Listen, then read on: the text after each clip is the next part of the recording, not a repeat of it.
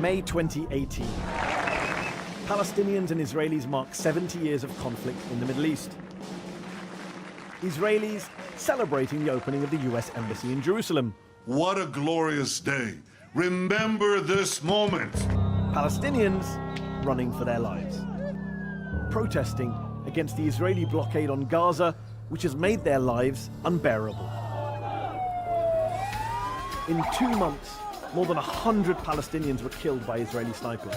Children, paramedics, journalists. These people were shot in the back, in the head and limbs with live ammunition. Israel blamed Hamas. The Hamas terrorist organization have sent their women and their children as a ploy to hide their true intentions. The Israelis, however, seem to see the Palestinians as a sideshow. And here's what we got. They're much more obsessed with getting the world to focus on the supposed threat from Iran. Iran lied. I'm Mehdi Hasan, and I've come here to the Oxford Union to go head-to-head with Danny Ayalon, who served as Israel's Deputy Foreign Minister, Ambassador to the United States, and advisor to Prime Ministers Sharon, Barak, and Netanyahu. I'll challenge him on whether Israel's shooting of Palestinian protesters is moral or legal, and I'll ask him not only about Iran's nuclear program, but Israel's own nuclear weapons. Tonight, I'll also be joined by Professor Avi Shleim, the renowned Israeli-British historian, Paul Charney, chairman of the UK Zionist Federation, and Diana Boutou, the Palestinian lawyer and former advisor to the PLO.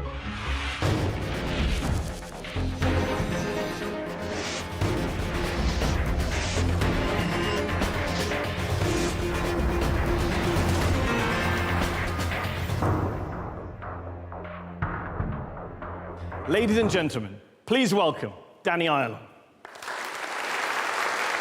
Currently, he heads the Truth About Israel, a Zionist advocacy organization. Thank you for coming. Pleasure. And thank you very much. Danny Ayalon, on May 14th of this year, the Israeli government celebrated the 70th anniversary of your country's independence at the opening of the new US Embassy in Jerusalem. I believe you were there as well at that event. While over in Gaza, on that same day, Israeli army snipers killed 62 Palestinians in cold blood, gunned them down in full view of the world's television cameras. How do you justify, can you justify, the killing of unarmed Palestinian protesters, journalists, paramedics, kids? Well, Mehdi, no one can justify killing innocent people, but I'm not sure this was the case. The 14th of May, you're right, 62 persons were killed. They were pushed by their leaders of the Hamas, who, by the way, want to destroy the state of Israel. They were using them as human shields, as some of them were behind them with bombs, incendiary, Molotov, and other things. By the way, the 62, Hamas itself confessed the second day that out of the 62, 50 were active Hamas members. All the rest, we call it in a way which I don't like, collateral damage. But we have to look at who is responsible for the death. And the responsible is only Hamas. Here's a question to you. 143 Palestinians at least, and the count keeps changing because Israelis keep killing more, have died since March the 30th, since the beginning of the so-called Great March of Return. 15,000 Palestinians, let's just be clear, 15,000 have been wounded. 4,000 of them, according to the United Nations, were shot with live ammunition. Are you telling the Oxford Union audience here, the audience at home, that those 15,000 people were all members of Hamas? Seriously. Mehdi, I can look at anyone here in their eyes and say, Israel is doing its level best not to kill anyone who is not involved. It's very important to know who is responsible here, because... Is it not the responsibility of the people pulling the trigger? That's normally how you hold people responsible for someone being killed. Well, how do you define pulling the trigger? If you have the Hamas people... A man with a gun aims at a child from 150 meters away and shoots him in the head. What about Palestinian terrorists who are hiding behind innocent people, who are launching rockets? Well, it's a simple question. 15,000 wounded. How many of them were either members of Hamas/terrorists? I do not know. I know that from the 62 on the 14th of May, 50 were Hamas by their own admission. No, we don't know that because there hasn't been an investigation. The facts are... You got their Hamas membership forms from their bodies? What's the facts? The facts are that Hamas leadership, sometimes at gunpoint, are sending those poor Hamas, those poor Gazan people to the borders. Now, where's what the evidence business for do that? they have in the borders? The UN doesn't say that. Human rights groups don't say that. Well, let's they're come back not to the issue free. of the shootings here. Even if they were all members of Hamas, even if all 15,000 people are, you do realize that under international law and basic morality, you can't shoot people for being members of a group, no matter what group it is. You can only shoot them when they pose an imminent threat to you. Were 15,000 people posing an imminent threat to Israeli snipers? Yes, they were. Yes, they were. And I'll tell you how. I'll tell you how. First of all, not to the Israeli snipers, but certainly to the Israeli kids and babies and women and men who live in their own territory. Hamas is sending their people. It's not just demonstration. Countless Palestinians at the protests have been interviewed and they said we weren't sent by Hamas. Just go into the But they're all liars, are they? Just go into the blogs of Hamas, where they say the Jews are sons of pigs and sons of dogs. And you're now quoting them as a reliable source. That's my favorite. I've interviewed so many Israelis. You're the first to come here and say, my source is Hamas. Of course it is. In 10 years of doing this. Of course it is. Wow. Because all you have to do is to see what they say. Well, no, how about we look at some facts rather than your kind of dodgy blogs? Let me ask you this. What threat did Razan al-Najjar, 21-year-old volunteer paramedic, who was shot while wearing a white uniform in the chest 100 meters away from the fence, what threat did she pose to Israeli snipers? Wait a minute. This is something I really looked into. Okay. I'm glad someone did. Yes. She was having an incendiary bomb, and there is an investigation by the IDF, so she was a threat. But I have another question for you. Why was she going into you know why she was going? Zone? Because you're killing her people and she's a paramedic. No. Can you tell me how many Israelis were killed by Palestinian protesters since March the 30th? Simple question. I didn't check it, but you know Zero. Why but you're the ones under threat. No. I want to ask, why is it that no Israeli was killed? Because the Israeli government, elected democratically, is defending them. Hamas people, not defending the people. Palestinians don't get a right to self-defense, No, they are sending them to die. They are sending them to die. It's a culture of death. Really, you keep saying they were sent to their death, as if Israelis have no agency. You were forced to pull the trigger. You just shot them because Hamas whispered in your ears to shoot them. You could choose not to kill people at a fence who are just damaging a fence, allegedly, as the UN, the EU, international lawyers have said. No other country shoots people in this way, in the back as they're running away. Mehdi, I'm sorry if I show some impatience, but it's not a human rights situation. It's an area in conflict. It's an armed conflict. I see. So in war zones, there's no human rights. You can do whatever you want. Is that what Israel's position is? There is laws of law. Shoot people in the back. Shoot nurses. Shoot kids. Listen. Shoot journalists. I'll ask you. You have our border. You have thousands of people stampeding over to your borders with knives in their hands, with bombs, and you know that you have kindergartens, journalists schools, and eyewitnesses say there were people. not thousands of people with bombs. That is a false statement, Danny, and you know it. Out of these thousands, it's enough that one has a bomb. Okay, but so I'm glad you've gone from thousands to one. But no. We're getting somewhere. No, you're putting words in my mouth. I'm putting your own words in your own mouth. No, you said you're thousands not. went with knives. No. I'm saying that's not true. Do you stand by that statement? Do you stand by that statement? You know what? I said something else. I said, even if there was one, there were 1,000, but even if there was one, I say you are wrong. You say this 21-year-old nurse, Razan al-Najjar, had a bomb. No evidence of that. Eyewitnesses say not true. It is still under investigation. There's videos of her holding her hands up. Let me ask you this. Yasser Murtaja, journalist, 30 years old, shot in the stomach by an Israeli sniper. He was 250 meters away from the fence. Why was he? What knife did he carry? What knife was he carrying? You can quote hundreds of names. If you look at them individually, I feel bad for them and for their families, even if they were coming to harm us. I'm asking, how do you justify killing? Because they came with a harm intention. If they were Where's coming your proof of that? Yasser al-Murtaja was not Hamas, was a journalist. You shot him in the stomach. Your country shot him in the stomach. And you claim he had a hurtful intention. That's an outrageous claim to make someone who's dead without any evidence. That's literally smearing the dead. Anyone who goes into a war zone knows exactly what he's doing. What is a war zone? When they come and attack us, it's a war zone. He wasn't attacking you. If you pull a gun, you aim at someone, you shoot them. Remember, the Israeli military bragged on Twitter, we know where every bullet landed. Mehdi, you go around the circle to the same point. And the point is that we have a border.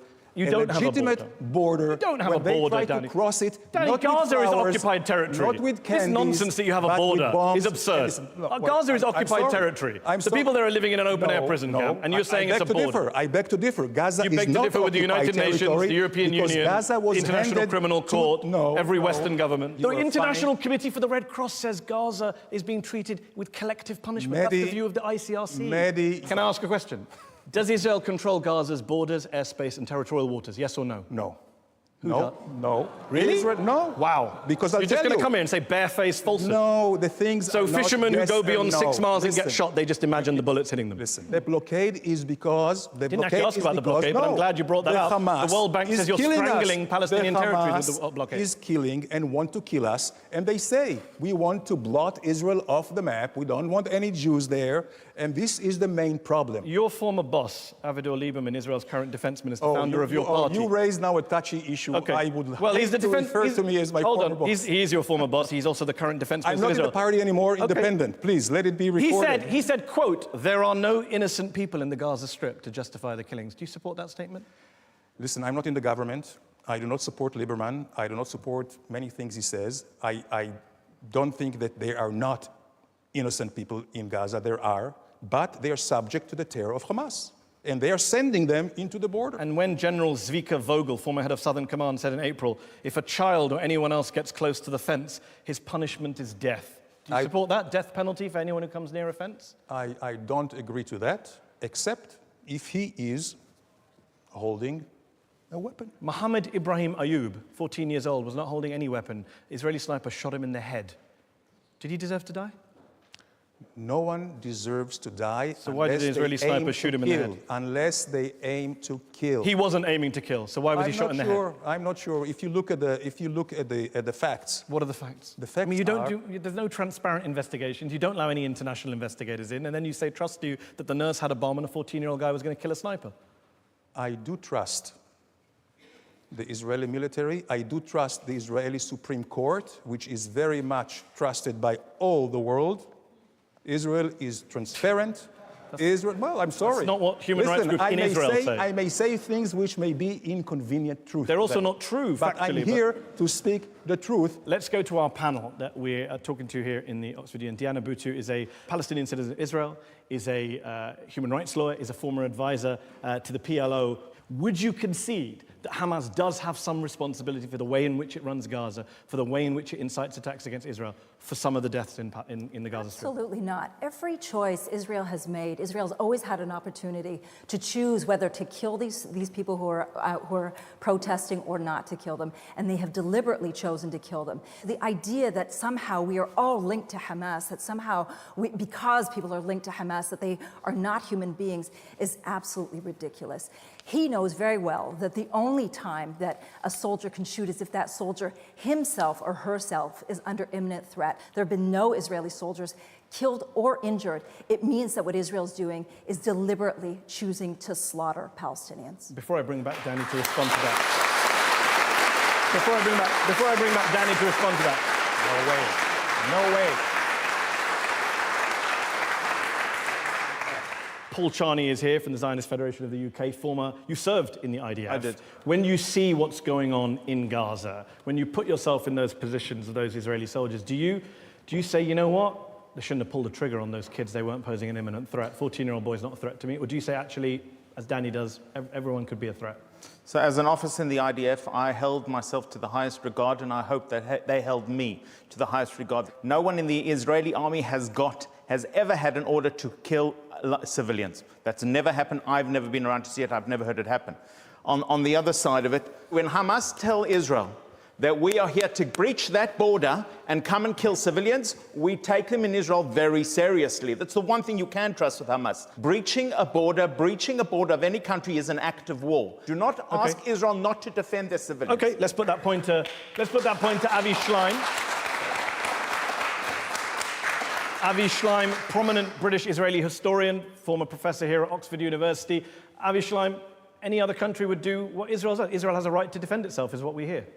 I served in the IDF in the mid-1960s, and I served loyally and proudly because in my time, the IDF was true to its name. It was the Israel Defense Force. But after the June 1967 war, everything changed. Israel became a colonial power, and the IDF became the brutal police force of a brutal colonial power. But there is absolutely no self-defense justification for Israel's brutal policies in Gaza over the last 11 years. a whole series of war crimes were committed, and Israel continued to commit war crimes in Gaza in every successive vicious assault on the people of Gaza, not on Hamas. Isn't that the problem that Avi points at? That you keep saying, you know, Israel has a right to defend itself, Israeli families have a right to defend itself. But when you look at the numbers, over the last 10, 15 years just alone, the ratio is phenomenal.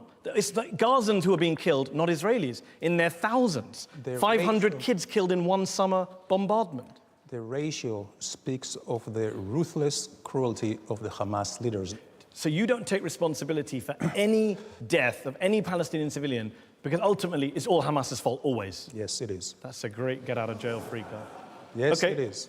Yes, it is. I'm not saying that there are no accidents which are deplorable, but the responsibility squarely lies with Hamas. Danny, I want to ask you this. Israel prides itself on being a democracy, you say.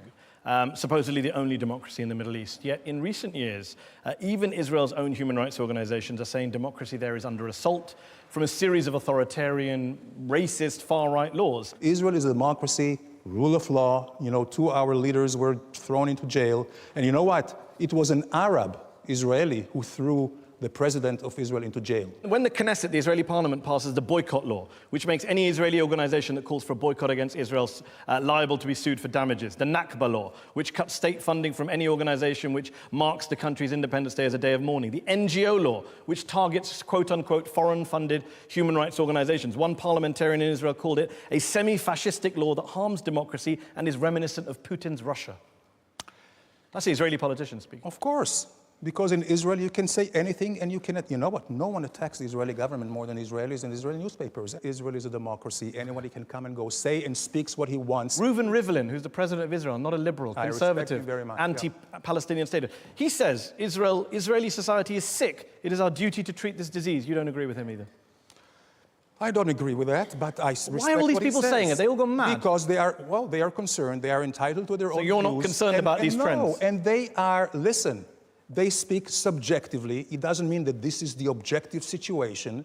It's not that Israel is perfect. No country is. Let me give you an example of something. Let me give you an example from your time in office. You were in government under Avigdor Lieberman. You were his deputy foreign minister. He was foreign minister. Yeah. He and you wanted to subject Israel's 1.5 million citizens of Palestinian citizens to an oath of loyalty to Israel as a Jewish state, a proposal so controversial one minister at the time described it as borderline fascist. Do you know that every American, I don't know how it is here, pledge the loyalty of allegiance every day in school? Americans don't pledge allegiance to Christianity. They have a separation of church and state. We do not either. No, the proposal was you had to support Israel as a Jewish state. Of course, but Judaism is not only a religion. Oh, it's Judaism a nationality. That's even worse. It's so you'll be asking people to pledge allegiance to a religion and a race they're not part of.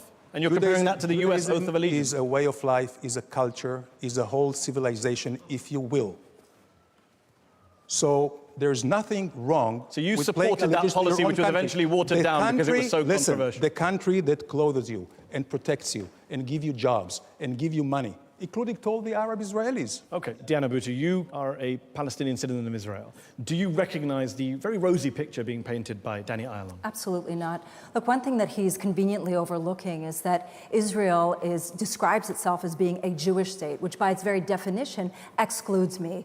And the state is founded on this concept of Jewish privilege, which means that when the Supreme Court, this court that he lauds so much, has faced the question of whether Israel's a Jewish state or a democracy, it has always chosen Jewish state, which means that Jewish privilege exists. And we see this through everything from the 60 laws that directly discriminate against Palestinian citizens of Israel to the way that people such as Ayalon and others deal with Palestinians, for everything from calling for our heads to be chopped off, for us to be drowned, for oaths of loyalty. What they fail to recognize is that we didn't come to Israel, we didn't immigrate to Israel. Israel came to us.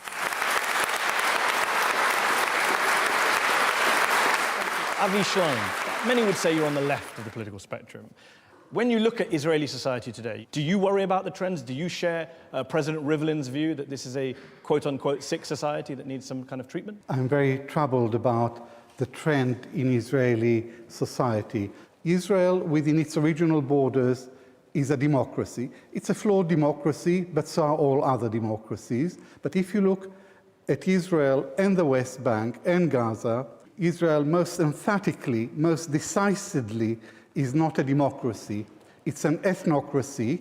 It's a system in which one ethnic group dominates the others. And there is another word for ethnocracy, and that is apartheid. And this is what Israel is. Paul Charney, I will come back to you.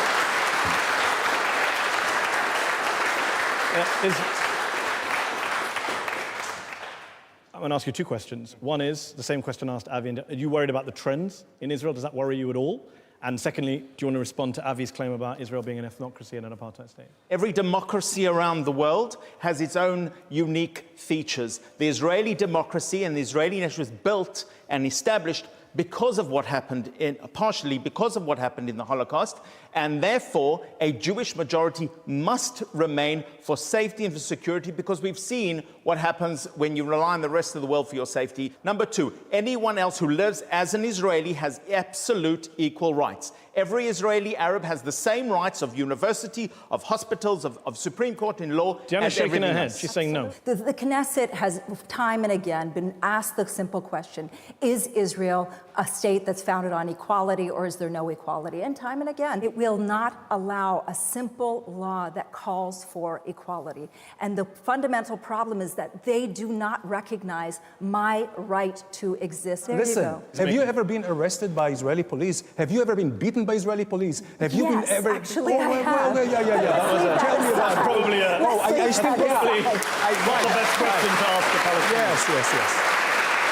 I really feel...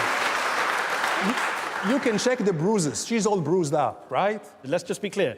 First, you're saying that if you haven't been beaten by the Israeli police, you're an equal member of society. And then when someone says they have been beaten by Israeli police, you say, where are the bruises? No, listen. I'm asking to clarify. She went to school. Was she denied education? Was she denied social security? So that's your definition. What is your definition? Hold on. She is Israeli, just like me. Black Americans during the Jim Crow era could go to school. It doesn't mean that there wasn't massive segregation and discrimination against Black Americans. But there's no... It's a weird criteria. No, but Jews and Arabs can go to school together, and they do go to school together. There were protests on TV just a few weeks ago. Israelis were saying they didn't want to sell a house in their town to a Palestinian family. And how many Arabs? That's fine. Did you say that's fine? Listen. Did you say that's fine to Israeli people protesting against the sale of a house in their town? Are you okay with that? They can protest, which is good. Are you saying it's good, your words, for people to protest against the sale of a house to a Palestinian family to keep the town Jewish only?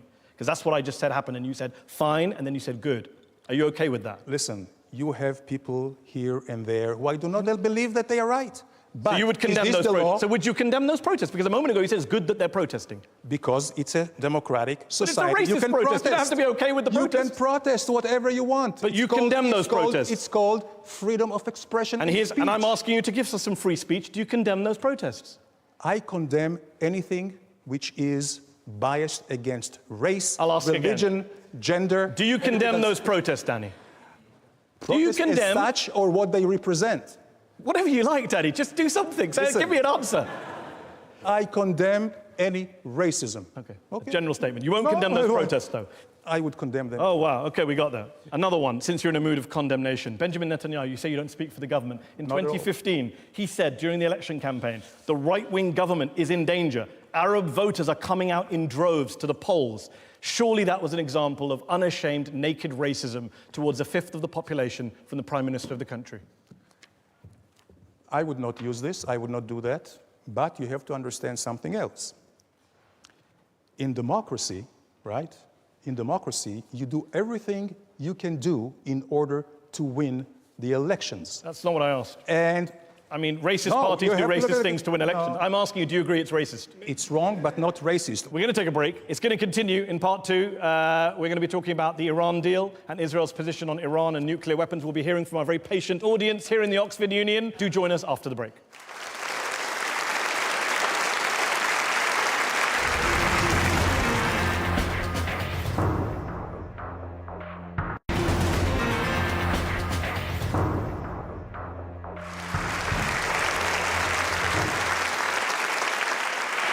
Welcome back to Head on Al Jazeera English. I'm joined this week by Danny Ayalon, former Israeli Deputy Foreign Minister, founder of the group The Truth About Israel. Danny, you have lobbied extensively against the 2015 Iran nuclear deal, the JCPOA. You think it's a bad deal, and like Prime Minister Netanyahu, you welcomed President Trump's decision to pull the United States out of that deal, to violate it. So to be clear, you don't agree that the deal, with all its faults, is working and is putting off the realization of the Iranian nuclear vision by 10 to 15 years? No, if you look for the last 2.5 years since the deal was signed in Vienna, you see the aggression of Iran not only has multiplied by 10 times. Iran, since signing the deal, has become much more aggressive, has not stopped testing ballistic missiles, and you do ballistic missiles only to put a warhead, which is nuclear, nothing else. And the deal itself is not actually neutralizing the capabilities of Iran. It just supposedly suspends it. And so people who say the Iran deal has neutralized a major threat to the world, they're wrong. Absolutely. That's the former head of Shin Bet, Israeli intelligence, Carmi Gillen. You're right. Maybe they were just... And the quote I said earlier about, with all its faults, it's working, it's putting off realization of the Iranian nuclear vision. Do you know who said that? Probably. The head of Israel's military, General Gadi Eisenkot. So what do you know that the head of Israel's military and the former head of its spy service don't know? And guess what? The head of Israeli military. He's still there working with everybody because we have pluralism of ideas. Okay, but the substance, what about what he said? The substance is that there is a sunset clause where they can now in 7.5 years become a nuclear country. The substance is that there is no verification which is robust, and many sites are precluded because they are declared military sites. The head of the IAEA, the UN body tasked with investigating nuclear programs around the world, says, quote, Iran is subject to the world's most robust nuclear verification regime under the JCPOA, which is a significant gain. As of today, the IAEA can confirm that the nuclear-related commitments are being implemented by Iran. That was him in May. So who should we trust, the head of the IAEA or you? Trust the facts. Trust the facts and straight logic, common logic. I believe that the IAEA are not lying. They do not find anything. But why aren't they finding anything? Because they have 24 days in advance to let them know they're coming. And there are many, many areas which are designed military areas where they have no entry to. Now we know that the Iran has lied and has cheated time and again. As a member, wait a minute, as a signatory to NPT, Non-Proliferation Treaty, they have broken all the rules, all international commitments. What I don't understand is if it's common sense, as you say, why is it that the head of Israel's military, the former head of Shin Bet, the former head of Mossad, your spy agency, the former head of Israeli military intelligence, the former head of Israel's Atomic Energy Commission, the chair of Israel's space agencies, your country's top military, defense, intelligence, nuclear experts are saying the deal's a good deal, it protects Israel, it protects the region, it protects the world. Well, why should we ignore all of them and trust you, Benjamin Netanyahu, and Donald Trump? They do not say it's a good deal. It said it's the situation may be better than before. And I say it's not better than before. It may put Iran on hold, but we are not certain. And yet the world's non-proliferation experts in open letters, the top nuclear scientists in the world, the EU, the UN, the IAEA, they all say it's working. I know international diplomacy. There's nothing which is more hypocritical and cynic. There are some interests who are in between. I can tell you that until 1938, most people here said Germany, Nazi Germany, is not a threat. Okay. Were they all wrong? Yes, they were all wrong. Well, isn't the problem? Are they all wrong now? It's funny. Yes, they are. It's funny, you talk about predictions. In 1992, your prime minister said Iran was 3 years away from building the nukes. That was 26 years ago. In 1995, he said Iran was 3 to 5 years away from building nukes. In 2009, he said they were 1 to 2 years away from building nukes. The boy who cried wolf had a better record with wolves than Netanyahu has with Iran's nuclear program. Why do you think you have any credibility to the Israelis when you come and talk about Iran's nuclear program? You've been wrong for 26 years. We're not wrong. Some things had happened in between.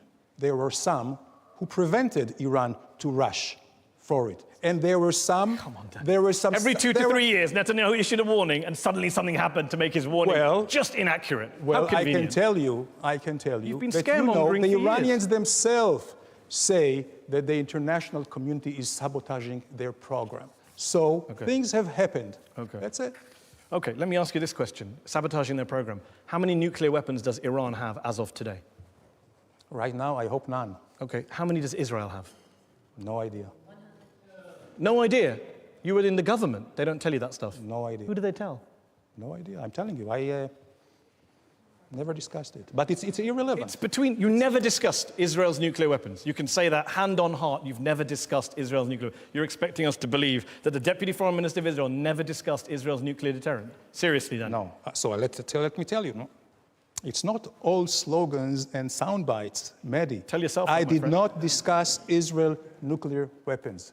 I did discuss Israel nuclear policy. There is a big difference. Okay. Okay? Okay. So now we've got past that semantic evasion. No, you have to... How many nuclear weapons does Israel have? Because know. experts say it's anywhere between 80 and 400. So what? So what? Yeah, so what? Has Israel ever threatened... Do you recognize the hypocrisy of Israel No. having a secret illicit nuclear weapons program that it won't open up its doors to and won't talk about, and then lecturing everyone else in the region about nuclear weapons? Absolutely not. You know why? You talked about hypocrisy. I tell you.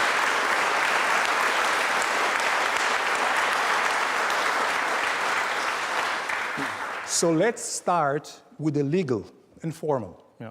Israel has never been a member, a signatory of the NPT, so we are not breaking any rules. Iran was, Iraq was, Syria is, and they all try to cheat. Number one. Never recognized the laws in the first place. No. Okay, Secondly, good get out. Israel is the only country in the world who has been, right, threatened to just erase them. There is only one Jewish state in the world. Less than 1/3 of 1% of the entire Middle East. There are 22 Arab countries, 57. What do you want from us? And they're all trying to gang up on us. It's not like you're just minding your own business, this kind of Norway in the Middle East with nuclear weapons. Has Israel ever threatened to erase and attack any country? I think you'll find plenty of pretty genocidal statements from Israeli leaders. Show it to me. Shimon Peres said in response to Mahmoud Ahmadinejad that we could wipe Iran from that. Iran has every day threatening to erase Israel. I'm not talking about Iran. I'm asking about Israel's nuclear Saddam program. Hussein said he would burn the entire country of Israel. Okay. Assad, Hamas. Okay. You know what? Even members of Israeli Knesset, it's very clear. Arab countries. Danny, I'll ask again. We've gone off on a lovely diversion, which you're the master of. How many nuclear weapons does Israel have? I don't know. By the way, another diversion, which I have to say. No. I have to You say. can't pre-announce your diversions. Let me ask again. If an Iranian guest came on my show and I asked him about Iran's nuclear program, he said, I don't know, I'm not going to talk about it. Would you be okay with that? You'd be outraged. Of course And I yet would you be. sit here as a former Of course I minister of would the be, Israeli because- government saying, I don't know, never talked about nukes with anyone. Because there was like 16 United Nations Security Council resolutions against Iran. And there is against Israel. And there is against Israel as well. About your nuclear issues? program? No. Yes, there is. UN Show it. Resolution 487. Let me read it to you. The UN Security Council in 1981 says, calls upon Israel urgently to place its nuclear facilities under the safeguards of the IAEA. Why haven't you done that? Because I'll tell you all why. Because we want to live and survive. This is the only reason.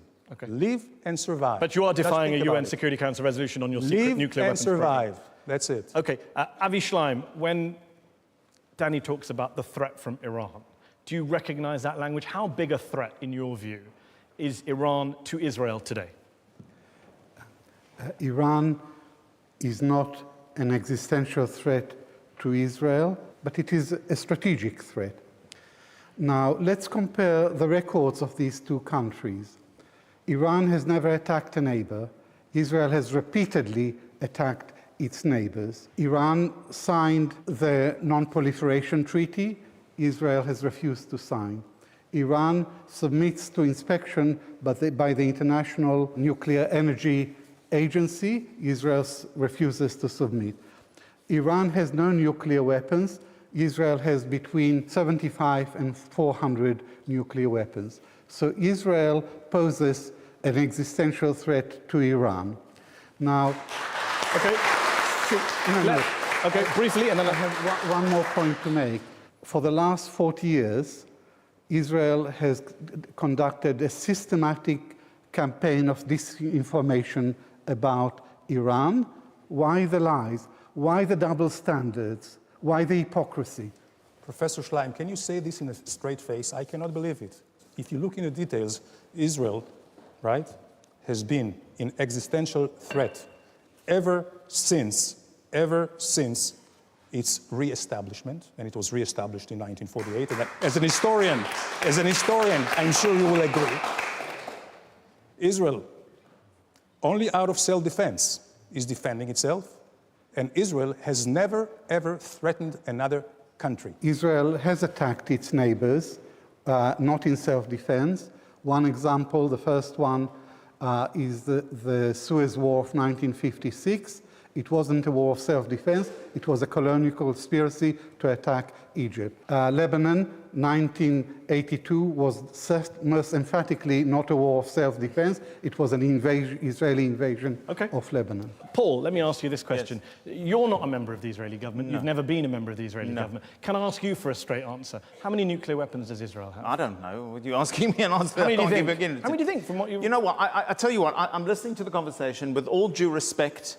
We cannot rely, Israel cannot rely on Europe and the Western world to defend its own policies. Israel had huge disagreements in its own government whether to take out the Iraqi nuclear core in 1982, and it took it out, and it was condemned at the time. And Israel had the same dispute late 1998 when it took out the Syrian nuclear core, and it was condemned by Europe. And guess what? Later, the condemnation fizzled away. We are in the same positions we were then as we are with Iran. Do you think Israel should have nuclear weapons? Do you support Israel? Every weapon, it can possibly defensive weapon, like the Iron Dome, Israel should have 100 Iron Domes, which it has to defend. Israel should have every defensive weapon. Do you think Israel should have nuclear weapons? Absolutely. Do you think Israel should have nuclear weapons? As a defensive weapon, Israel should absolutely have nuclear weapons. Iran, as an offensive weapon, should not have nuclear weapons. Let's go to Diana's been waiting very patiently.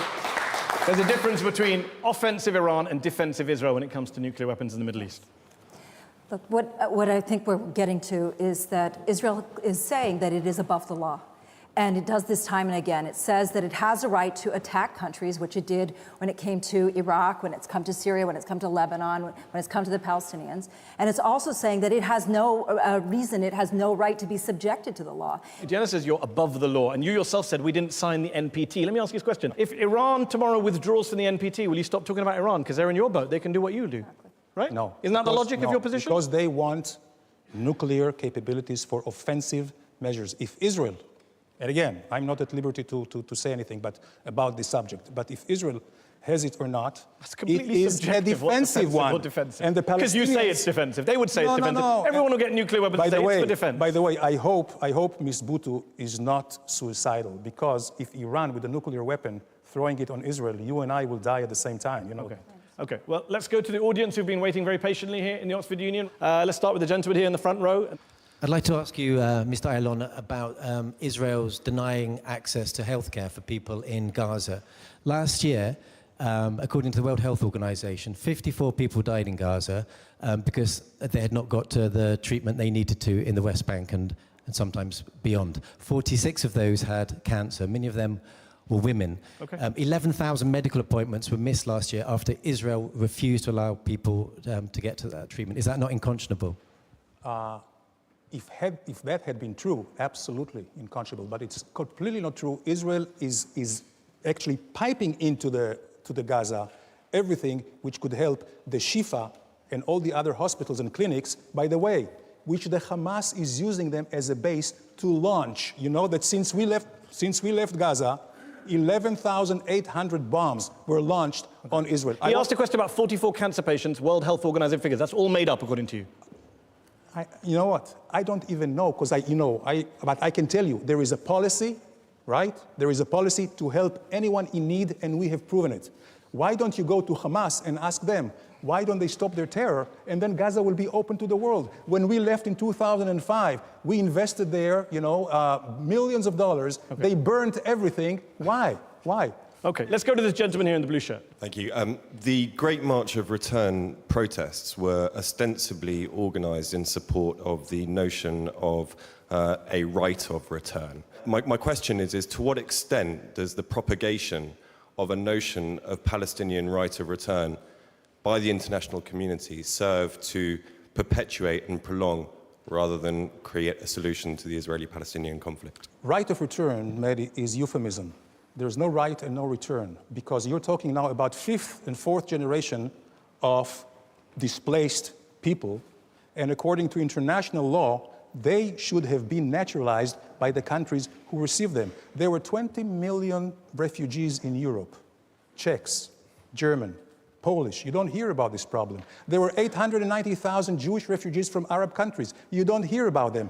The problem is, again, and I do not blame Ms. Bhutto, the Palestinian people. I feel for them. It's successive Palestinian leadership who betrayed you. Since you mentioned Ms. Bhutto, Diana, no right, no return under international law. Is that correct from your point of view? First of all, there is a right of return, but using his same logic again, then we wouldn't be talking about, as he put it, the re-establishment of a Jewish state. If we were talking about the re-establishment of a Jewish state, then it would have been that Jews also didn't have that right as well. So you can't have it that one group of people has a right and Palestinians have no rights. We absolutely have a right of return, and that is enshrined in international law. I need to go. This is our land, and we re-establish. This is your land based on 2,000 years. She's saying, why can't 4 or 5 generations if you can go back 20 generations? Let's go to this lady here in the front row. I'm a Palestinian journalist from Gaza, and Israel has time and again said, and the Israeli army actually claimed, to be measured and surgical in the way that they engage with the Palestinian protesters and whoever is present near the Gaza fence. And then now I hear, and it's very concerning to me, that the killing of my friend actually and colleague Yasser Mortaja in Gaza was because he was there with an intent to harm. The Israeli army has always cleared itself of any wrongdoing. Isn't it time for an independent investigation? What is Israel afraid of? How is it surgical to kill journalists in press vests and paramedics in white coats and children and peaceful protesters and then not have independent investigators or allow them to investigate? Right. Well, Israel has nothing to be afraid of.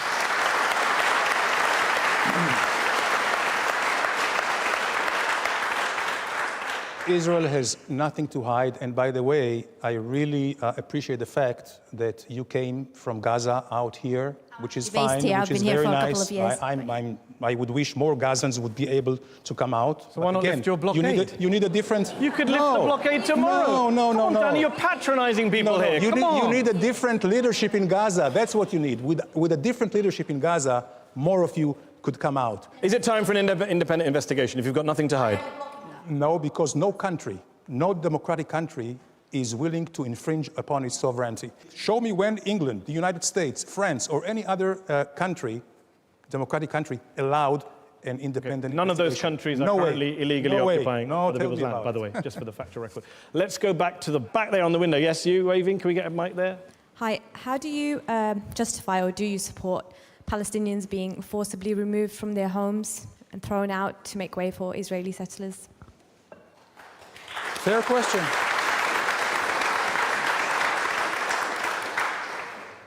I do not approve Palestinians being forced out of their homes, as I do not approve Jews being forced out of their homes. And the Israeli government did both, I can tell you that.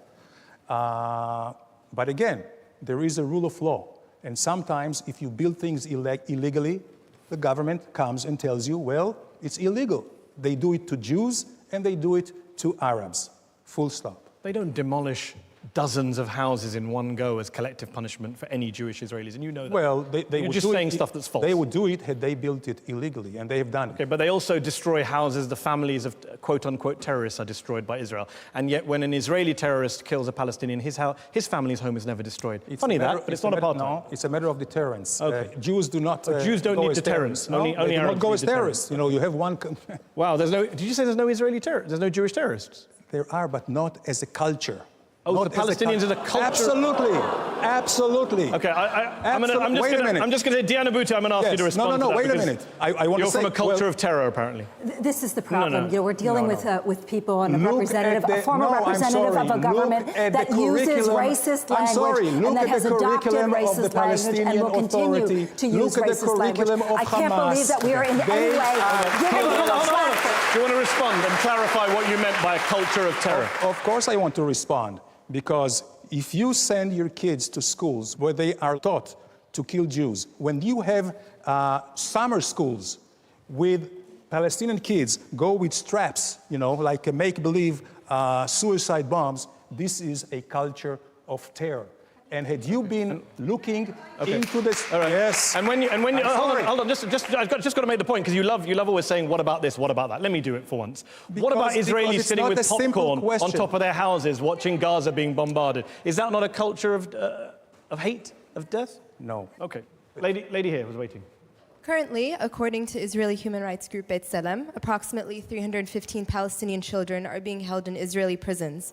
While being arrested and held in detention, these children have no access to lawyers, cannot have a family member present while being questioned, and often are coerced into signing documents in Hebrew, a language that they do not understand. How do you justify continuing the imprisonment of children? Everyone... First of all, I do not agree.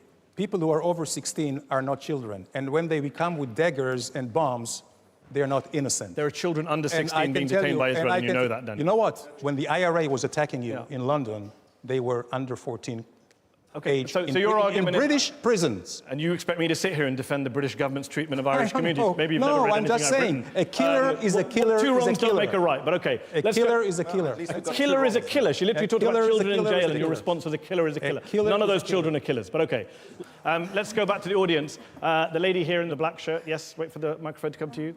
I'm very confused about something, and I'd like some clarity. If Israel is an apartheid state, how come there are Christians, which I really appreciate being a Christian, serving in the IDF, and Bedouin, and also Druze? I'm not talking about Jews, I'm talking about the Druze. Okay. How does that work? The two people who made the claim about apartheid are Diana and Avi Schleim. Would one of you like to respond to the lady's question about how can it be apartheid if there are Christians and Arabs and Bedouins serving in the IDF? The question is whether the system is apartheid, and it is an apartheid state. And the fact that we are sitting here, and while we're sitting here, Danny has greater privileges in that country than I do, makes it an apartheid state. Okay, we're going to go back to the audience. We're going to go back to the audience. Gentleman there with the jacket, yes? The question is very simple. Do you think the days where everything Israel does and everything it says by both the Muslim community and many other people are coming to an end, where in fact there's going to be greater support for Israel, as we're seeing even now in the United Nations? Thank you. Thank you. Well, I would say that certainly we see shifting grounds. I would say most of the Arab countries today, certainly all the great Muslim countries, see Israel as the solution to the problems and not the problem. They see the Palestinians as the problem. Gentleman in the beard who's been waiting for ages, last word. Thank you, Mehdi. My question to Danny is, isn't it true that the two-state solution is dead because of Israeli illegal settlements in the West Bank and its apartheid walls? Because Israel always blames the other side and doesn't take any responsibility. So should we just forget about the two-state solution and think about an alternative or one-state solution? Thank you. I, for one, do not think so. I do not think so. I think... You think there can still be a two-state solution? I hope so. I think what killed the two-state solutions is the Arab refusals for any compromise. For them, it's all or nothing. And secondly, when the roadmap to peace came, I was one who was privileged to be a part of writing it.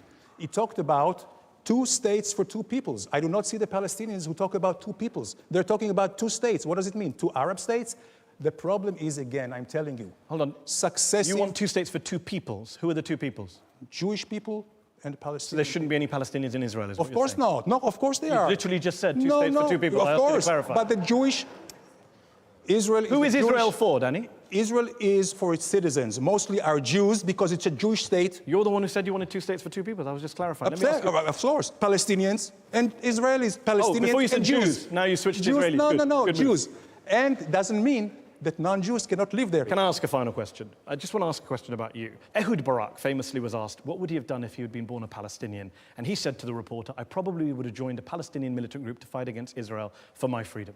Right? That's what Barak said. A moment of honesty from Israel's most decorated soldier. I just wonder sometimes, do enough Israelis put themselves in the shoes of Palestinians living in Gaza and try and understand why it is that they're protesting or they're frustrated or they're violent? Or is it all just, do you really just say Hamas, Hamas, Hamas, Hamas, and not try and think about what they're going through? The short answer is yes. I can definitely do that. And you know what I would do?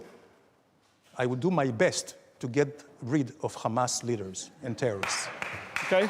On that Hamas note, Danny, we're going to have to leave it there. Wrap the show up. Thanks to our audience here in the Oxford Union. Thanks to our panel here in the Oxford Union. And thanks to Danny Ayalon for joining us. Head to Head will be back next week.